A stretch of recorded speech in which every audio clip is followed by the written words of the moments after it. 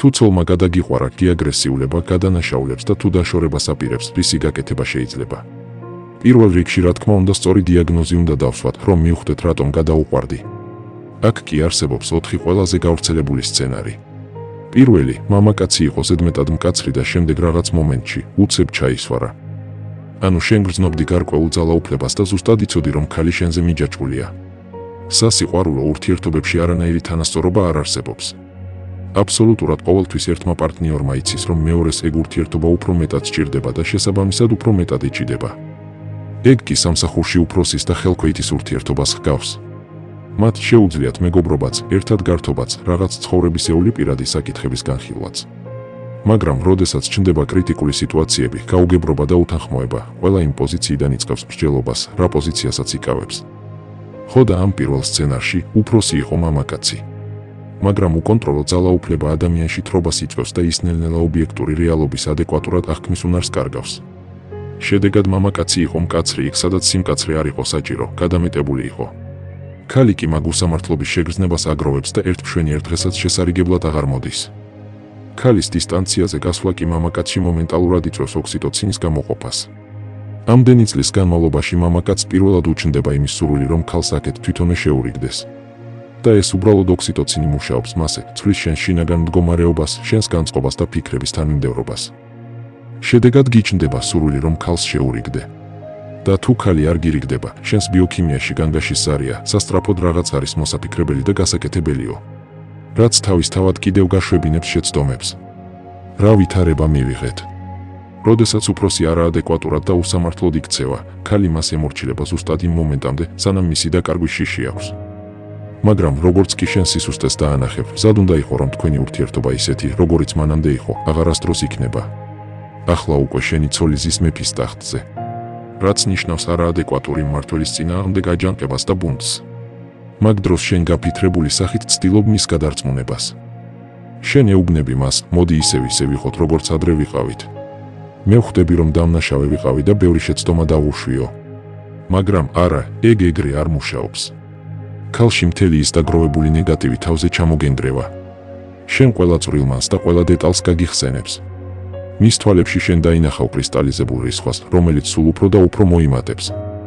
მთელი პრობლემაც იმაში მდგომარეობს, რომ შენ რომ შეცვალო შენი მოქმედების ტაქტიკა და კარგი ბიჭი რომ გახდე, ეგ უკვე აღარ გიშველის. იმიტომ რომ მაგ დროს ქალში დოფამინის დონე წკლებას იწყებს. შენ ყოველდღიურად შეამჩნევ რომ ის სულ უფრო და უფრო ცივდება და აღარ უნდიხარ. დასკვნა. თქვენი ურთიერთობა ატომებად დაიშლება. იმიტომ რომ შენ არ გაგაჩნია მადლიერება, მას კი არ გააჩნია პატიების უნარი. მეორე სცენარიც თითქმის იგივეა, ოღონდ ცოტა მსუბუქ ფორმაში. ანუ როდესაც მადლიერება არ გაგაჩნია, შედეგად პოზიტიურ მოვლენებს არ ახალისებ. როდესაც იყურები წარსულში, ხვდები რომ ქალს სიგიჟემდე უყვარდი. ეგ კი იმას ნიშნავს რომ სულ რაღაც უჩინარ მეთოდებს ეძებდა იმისთვის რომ გაიძულოს რომ მას კარგად მოექცე. ანუ ქალი ფიქრობდა თუ როგორი უნდა იყოს ის კონკრეტულად რა უნდა გააკეთოს იმისთვის რომ შენ ის უფრო მეტად გიყვარდეს. თუ შენ მის მაგ სიკეთეებს დადებითი მოვლენებით არ ახალისებდი, მას თავისთავად გამოაქვს დასკვნა, რომ შენ ეგ ყველაფერი უბრალოდ არ გჭირდება. უბრალოდ წარმოვიდგინოთ, რომ თანამშრომელი დღეში 12 საათი გადამეტებულად მუშაობს, ბოლომდე იწურება და ყველაფერს აკეთებს იმისთვის, რომ საქმე გაკეთდეს. უფროსი კი მაგ ყველაფერს უბრალოდ არ ამჩნევს, შედეგად მის შრომას აუფასურებს. რა მოხდება ამ ვითარებაში? რა და თანამშრომელი ადრე თუ გვიანი ტყვის ერთი მაგის იცო. მთელი საფრთხე კი იმაში მდგომარეობს, რომ ქალი აგრძელებს იმ უჩინარი მეთოდების ძიებას. ერთმშვენი ერთ დღესაც ქალი მიდის იმ მდგომარეობამდე, სადაც ქმნის უჩინარ პრობლემებს, უჩინარ კონფლიქტურ სიტუაციებს, ან თუნდაც უჩინარი ჭვიანობის მიზეზებს გაძლევს. შემდეგ კი აკვირდება შენს რეაქციას. ქალები კი ძალიან კარგად აღიქვამენ და აანალიზებენ წვრილმან დეტალებს. შესაბამისად თუ ის შეამჩნევს, რომ მაგ ყველაფერმა შენში გამოიწვია რაღაც ემოციები, განცდები და უკურეაქცია.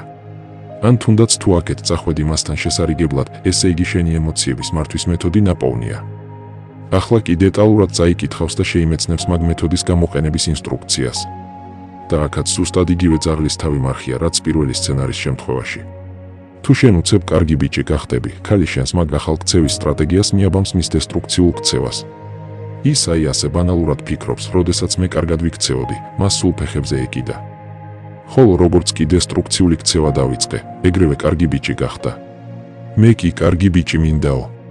და გასაგებია, რანაირი განვითარებაც მოჰყვება ამ სცენარს. ამიტომ ძალიან მნიშვნელოვანია იმის გააზრება, რომ ქალის კარგი ქცევის წახალისება არანაკლებ მნიშვნელოვანია, როგორც მისი დროული და სამართლიანი დასჯა. თუ ეს ბალანსი არ იქნება დაცული, ნებისმიერი ურთიერთობა დაინგრევა.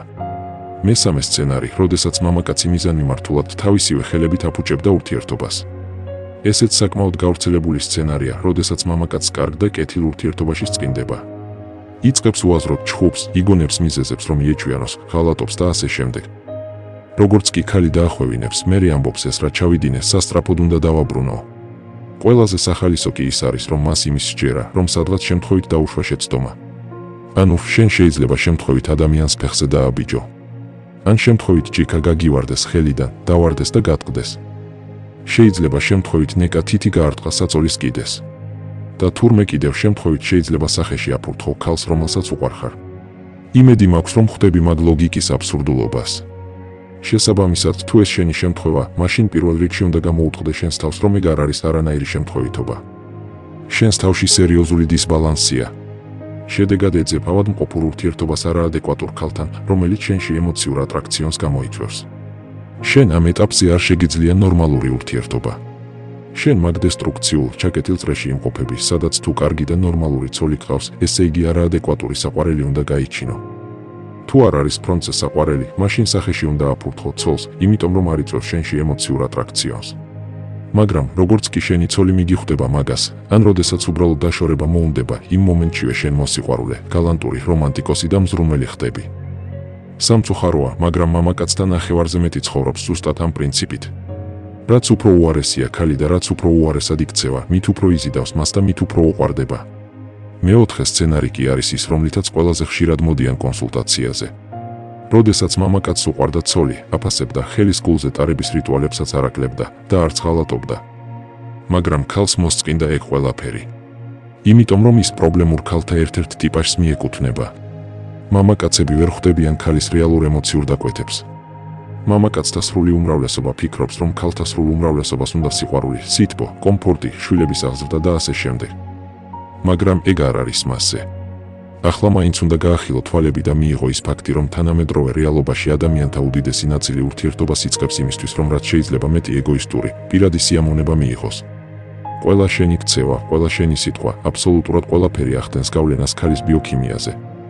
ნეირომედიატორები აფერადებენ იმ ყველაფერს, რაც ხდება თქვენს ურთიერთობაში. გამოიყოფა ქალში დოფამინი და ოქსიტოცინი, გეტყვის, რომ გიждები შენზე და უშენოდ ერთი წამითაც კი არ შემიძლია ყოფნაო. აღარ გამოიყოფა და გეტყვის, რომ გრძნობები აი იქ სადღაც წავიდა და უცებ გაქრა. ანუ შენ ხარ მაგაში დამნაშავე ჩემი ნეირომედიატორები, რომ აღარ გამოიყოფაო. ბევრმა შეიძლება თქვას, რომ კი, მარა, ამ ყველაფრის ცოდნის გარეშე რანაირად ცხოვრობს ხალხი, რანაირად ცხოვრობდი მე მასთანო. მე კი გეტყვი, რომ შენ პატარა ბავშვივით იყავი, რომელმაც არ იცოდა, რომ მაგ მანქანაში საწვავის ჩასხმა არის საჭირო. რომ მაგ მანქანას მუდმივი ძრავა არ აქვს. შენ გეჩვენებოდა, რომ უბრალოდ ბოლომდე უნდა ჩააჭირო გაზს და ეგ მანქანა სულ ბუსტზე ივლის.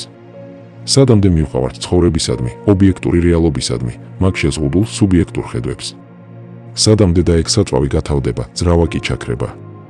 და ზუსტად მასევე ჩაქრა შენი ურთიერთობაც. პრობლემა გასაგებია, პრობლემებზე საუბარი ყველას შეუძლია. ახლა კი გამოსავალზე ვისაუბროთ. მე გთავაზობ ორ ვერსიას. პირველი, უნდა გადააფორმატო შენი ურთიერთობა მიღებული შედეგისა და ყველა წვრილმანი დეტალის გათვალისწინებისა და გაანალიზების ხარჯზე. თუ შენ უსმენ ჩემს ვიდეოებს, მაშინ დაახლოებით მაინც ხვდები, თუ როდის უნდა დასაჯო ქალი და როდის უნდა მოეფერო. ხვდები, თუ რატომ ამცირებს შენს ავტორიტეტს ქალთან ჩხუბი და საქმის გარჩევა. და თუ შენ ამ ყველაფერს რეალურად ხვდები, შენ გეძლევა იმის შესაძლებლობა, რომ სწორად მართო კონფლიქტური სიტუაციები. ასეთ ვითარებაში არის იმის შანსი, რომ ურთიერთობის მექანიზმი მწყობში ჩადგეს და გამოსწორდეს. მაგრამ უმეტესობა ხომ მაგ ვითარებაში არ ინტერესდება ამ კონტენტით. უმეტესობა ხომ იმას ამბობს, რომ რაღაცებს ბოდიალობს ეს მოხუცი კაციო. და მხოლოდ მაშინ უსმენს ამ კონტენტს, როდესაც უკვე ბოლომდე აქვს ჩაფლავებული სიტუაცია. როდესაც უკვე ურთიერთობის სრული გადატვირთვა არის საჭირო. ანუ სრულფასოვანი დისტანცირება არის საჭირო. არსებობს ასეთი მოსაზრება, რომ დისტანცირება არის, როდესაც უბრალოდ არ ესაუბრები ცოლს და მორჩა.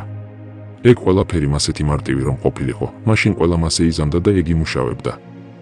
მაგრამ ეგ არ არის მასე. ლამის ყველა მამაკაცი ერთსა და იმავე შეცდომას უშვებს. პირველი შეცდომა არის ურთიერთობაში ლიდერის პოზიციის მარტივი გზით დაბრუნების მცდელობა. ანუ მე ახლა ქალს წინ დავისვამ, სერიოზულად დაველაპარაკები და ყველაფერს თავის ადგილზე დავალაგებო. თუ არა და აქეთ დავშორდები. მამაკაცის აბსურდული ილუზია ეუფლება, რომ თითქოს და კერკეტი კაკლის როლის მორგება სრულიად საკმარისია იმისთვის, რომ ქალმა ეგ დაიჯეროს და უცებ მოთვინიერდეს. რა თქმა უნდა, ეგ არ არის მასე. კონფლიქტი, ფსონის აწევა და დაშორებით დამუქრება არის ძლიერის პრეროგატივა. უფროს ხელქვეითის მიმართ მაგის გაკეთება შეუძლია. მაგრამ ხელქვეითი იგივეს ვერ იზამს. უბრალოდ არაეფექტური იქნება. რა უნდა ქნას ხელქვეითმა, რომ აიძულოს უფროს, რომ მან რაღაცები დაუთმოს. რა თქმა უნდა გახდეს საქმისთვის საჭირო პიროვნება. შემდეგ კი ანიშნოს, რომ აი იქ ვიღაცა ცდილობს მის სხვა სამსახურში გადაბირებას. სადაც ძალიან მომგებიან პირობებს სთავაზობენ მას. და თავისთავად უფროსის რიტორიკა შეიცვლება, თუ რა თქმა უნდა ეს კონკრეტული თანამშრომელი საქმისთვის რეალურად ღირებულია. ანუ ეს არის ერთ-ერთი ყველაზე ეფექტური მეთოდი, რითაც შეგვიძლია სამსახურში უფროსზე სწორი გავლენა. შენ უნდა გაიაზრო, რომ თუ ქალი დაშორების ალბათობას უშვებს, თუ უკვე ღიადაც კი საუბრობს მაგაზე, ესე იგი სიტუაცია უკვე იქამდე არის მისული, რომ შენი ცხოველური საწყისი ქალს სულ ფეხებზე ჰკიდია. შენი წასვლის მას აღარ ეშინია. მას ერთადერთი რისიც ეშინია და ჯერ კიდევ რატომაც არ დაგშორდა არის მხოლოდ ერთი რამ. უბრალოდ შეცდომის დაშვება არ უნდა. ჯერ კიდევ ფიქრის პროცესშია. იქნებ და მერე ვინანო დაშორება. იქნებ და უკეთესი ვერ მოუნახო. ანუ სინამდვილეში ქალი მზად არის დასაშორებლად, ოღონდ ხიდების დაწვა არ უნდა. თუ რამეა უკან დასაბრუნებელი გზაც უნდა რომ დაიტოვოს. ეგ იგივეა კომპიუტერულ თამაშში მთავარ ბრძოლამდე, როდესაც ასეივებ თამაშს იმისთვის, რომ თუ რამეა და უკან დაბრუნება და თავიდან დაწყება რომ შეძლო. შესაბამისად, როგორც კი ის ისე იგრძნობს სიტუაციას, რომ შეუძლია წასვლა და რომ რამე უკან დაბრუნებაც ძალიან მარტივად შეეძლება, ის ეგრევე წავა. ანუ როგორც კი ის შენგან იგრძნობს იმას, რომ შენ უკვე მის ხელში ხარ, ერთი დაძახილითაც კი რომ გაიქცევი და შეურიგდები, ის ეგრევე წავა. და მე მესმის, რომ ბევრი თქვენგანი ასეთ დროსაც მიდის და ბლეფაობს, რომ თუ წახვალ უკან ვეღარ დაბრუნდებიო. მაგრამ ქალის ემოციურ ინტელექტს შენი ეგ დომინანტური ისტერიკები ვერ შეაშინებს. იმიტომ რომ ის შენზე ბევრად უკეთ გრძნობს სიტუაციას და ზუსტად იცის, რომ ორ დღეში ლეკვივით წყმუტონს დაიწყებ შემირიგდიო. იმიტომ რომ ქალი იმაზე არ ორიენტირდება, თუ რას ამბობ შენ. მისი ემოციური ინტელექტი ავტომატიზირებულ რეჟიმში შენს ქცევას აანალიზებს.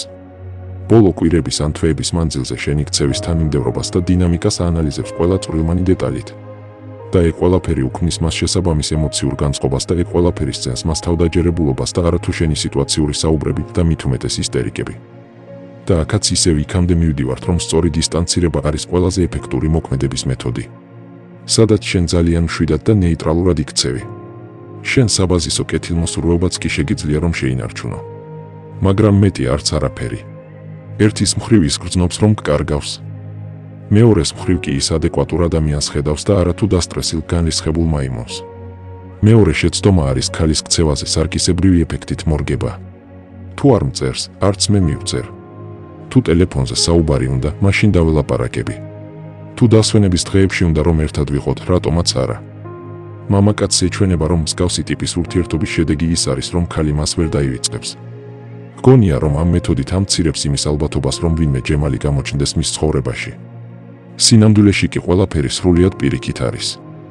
იმიტომ რომ თქვენი კონტაქტი ქალისთვის ანესთეზიის როლს ასრულებს. უბრალოდ დაფიქრდი, რატომ არ უნდა ქალს შენთან სრულფასოვანი ოჯახური ურთიერთობა. იმიტომ რომ მაგას არც აპირებს. შენთან ლიმიტირებული შეხვედრები კი იმისთვის სჭირდება, რომ თქვენი საერთო მოგონებების ნოსტალგიის მექანიზმი საბოლოოდ გათიშოს. შტერ მამაკაცს უხარია, რომ ქალი ჯერ კიდევ ჩემთან წვებაო. ჭკვიანი მამაკაცი კი ხვდება, რისთვისაც სჭირდება ეგ ყველაფერი ქალს. და ჩვენ ისევ იქამდე მივდივართ, რომ მხოლოდ და მხოლოდ სწორი დისტანცირება არის ყველაზე ეფექტური და მუშა მეთოდი.